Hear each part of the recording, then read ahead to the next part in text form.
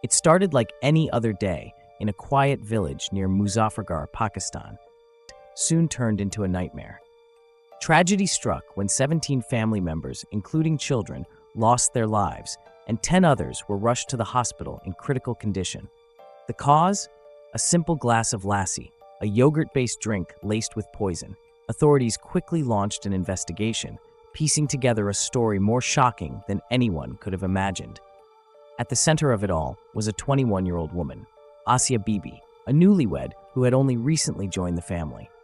Marriage is often celebrated as a union of love and partnership.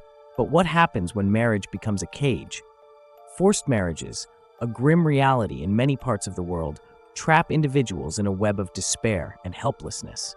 Today, we unravel the chilling tale of Asia Bibi, whose desperate attempt to escape a forced marriage led to an unthinkable tragedy that shocked not only her village, but the world. Let's dive into the case of Asia Bibi, a woman whose cry for freedom came at a devastating cost.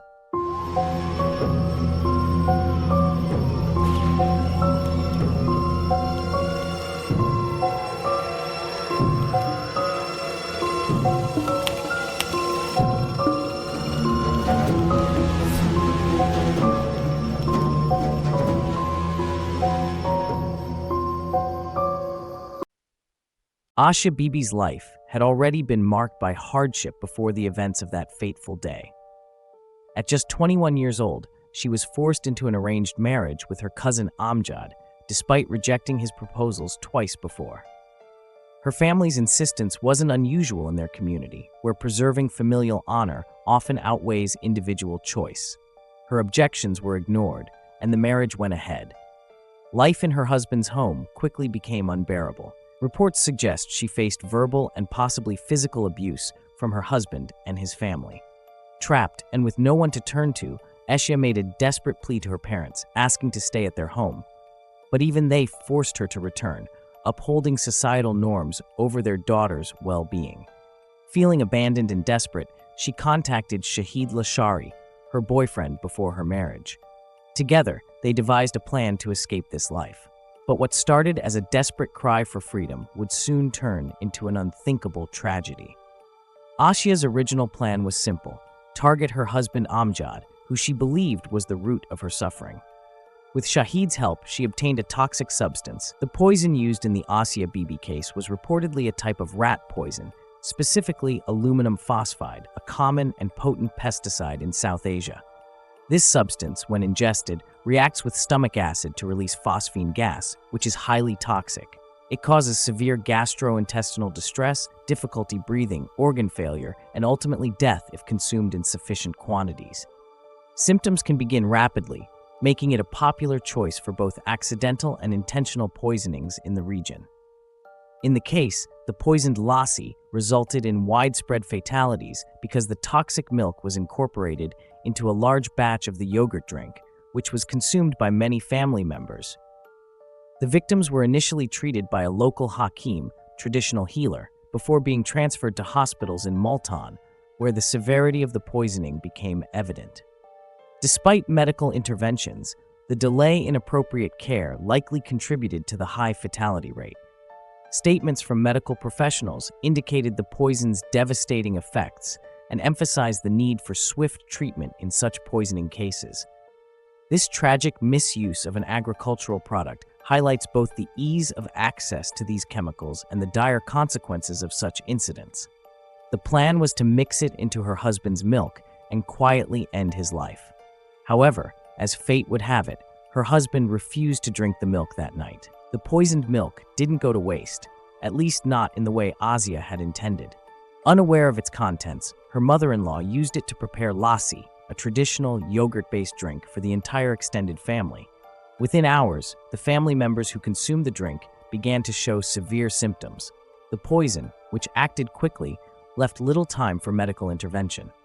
The resulting chaos claimed 17 lives, while others fought for survival in hospital beds. Asia's husband Amjad, the intended target, was one of the few who survived, adding another layer of complexity to this tragic tale. Asia's actions, while unforgivable to many, were born out of despair. The abuse she endured in her marriage, coupled with the pressure from her family, left her with no viable escape. In her confession to the police, Asia admitted to poisoning the milk, but insisted that her intent was only to harm her husband. The tragedy that unfolded was something she hadn't foreseen or wanted. She said, "Shahid asked me to mix it in something and give it to him and said he will marry me.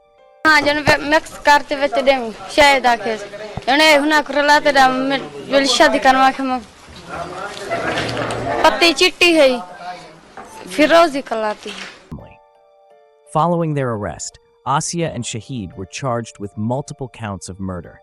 The court sentenced Asia to life imprisonment, while Shahid faced similar charges for his role in the crime. The tragedy sparked a wave of public outrage. On one side, many condemned Asia as a cold-blooded murderer, pointing to the innocent lives lost. On the other, women's rights activists highlighted the systemic issues that drove her to such desperation. Asia herself expressed deep remorse during her trial. She repeatedly stated that she never intended to harm anyone other than her husband. However, her apologies could do little to mend the shattered lives of the victims' families. The Asia Bibi case is not an isolated incident from Pakistan, but part of a broader pattern of tragic outcomes stemming from forced marriages in South Asia. Similar incidents highlight the widespread nature of this issue. In Bihar, India, the practice of Jabariya Vivah, forced marriage, persists. In 2018, over 3,600 young men and women were abducted and forced into marriage. One such case involved a young man kidnapped by his fiance's family. Despite his protests, he was coerced into marriage at gunpoint. After escaping, he relocated to Delhi, severing ties with his family due to safety concerns. This case highlights the pervasive issue of forced marriages across religious lines in South Asia and the societal pressure that individuals, especially women, face to conform to traditional expectations. Similarly, in Bangladesh, forced marriage is a significant societal issue, particularly affecting women and girls, often linked to deeply entrenched cultural norms, poverty, and gender inequality. Despite laws against forced marriage, these practices remain widespread, especially in rural areas where traditional customs hold considerable sway. Families, sometimes under economic pressure or social expectations, coerce girls into marriages, often at young ages. The consequences can be severe, including physical abuse, psychological trauma, and in some cases, death. This problem is not confined to any one religion or culture, but is deeply rooted in broader societal structures in the region. As the courtroom fell silent, Asia Bibi confessed not only to her actions, but also to a deeper truth: that forced marriage is wrong, not just morally, but also according to the very religion she and her family followed. In Islam, forced marriage is likened to burying someone alive, a grave sin, reflecting the magnitude of the emotional and spiritual harm it causes. The exact court statement by Asia Bibi, as reported, included her expressing that she warned her parents against the forced marriage. She said, "I repeatedly asked my parents not to marry me against my will, as my religion, Islam, also allows me to choose the man of my choice for marriage, but my parents rejected all my pleas and married me to a relative." In Islam, forced marriage is generally condemned. The Quran emphasizes mutual consent in marriage. In Surah An-Nisa 4:19, it explicitly forbids forcing women into marriage. "O you who have believed, it is not lawful for you to inherit women by compulsion." Islamic scholars widely agree that marriage should be based on free will.